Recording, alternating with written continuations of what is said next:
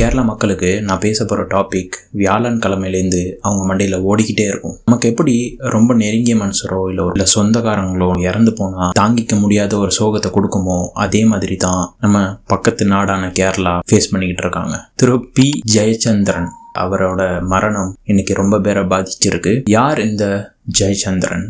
இவரை பற்றி தான் இன்னைக்கு வீடியோக்குள்ளே நம்ம பேச போகிறோம்.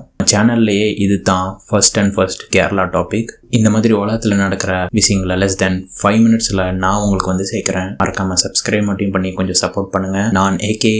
வாங்க இன்னைக்கோட வீடியோக்குள்ளே போகலாம்.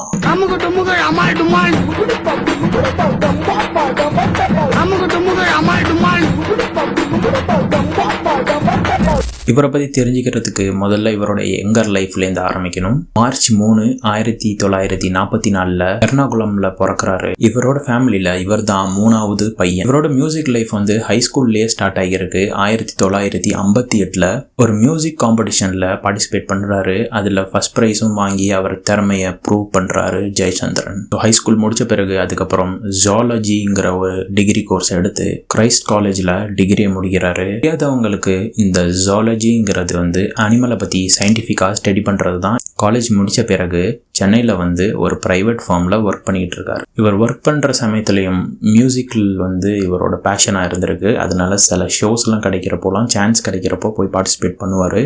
ஸோ அதே மாதிரி தான் ஒரு நாள் சென்னையில் நடக்கிற ஒரு மியூசிக் காம்படிஷனில் பார்ட்டிசிபேட் பண்ணுறாரு. இவரோட ஸ்கில்ஸ் பார்த்து ரசித்த ஆடியன்ஸில் அந்த டைம் ஒரு ப்ரொடியூசரும் ஒரு டைரக்டரும் இருந்திருக்காங்க. ப்ரொடியூசராக இருந்த சோபனா பரமேஸ்வரன் நாயரும் டைரக்டராக இருந்த திரு வின்சென்ட் அவர்களும் இவரோட எக்ஸ்ட்ராடினரி பர்ஃபார்மன்ஸை நோட்டீஸ் பண்ணியிருக்காங்க.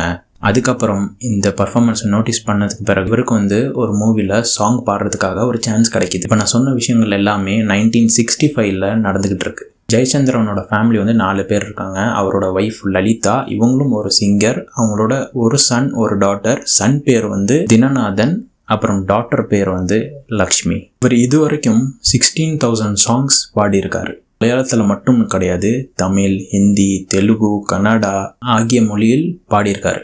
இவரோட கான்ட்ரிபியூஷன் இந்தியன் மியூசிக்கில் ஜாஸ்தியாகவே இருந்திருக்கு. இவர் வாங்கியிருக்கிற அவார்ட்ஸுக்கு தனி வீடியோ போடணும் போல் அவ்வளோ அவார்ட்ஸ் வாங்கியிருக்காரு. இதில் இருக்கிறதுலையே முக்கியமான அவார்ட்ஸ்லாம் நான் மென்ஷன் பண்ணுறேன். தமிழ்நாட்டிலேருந்தும் 2 டைம் அவார்டு வாங்கியிருக்காங்க. பிளேபேக் சிங்கர் அவார்டு வாங்கியிருக்காரு.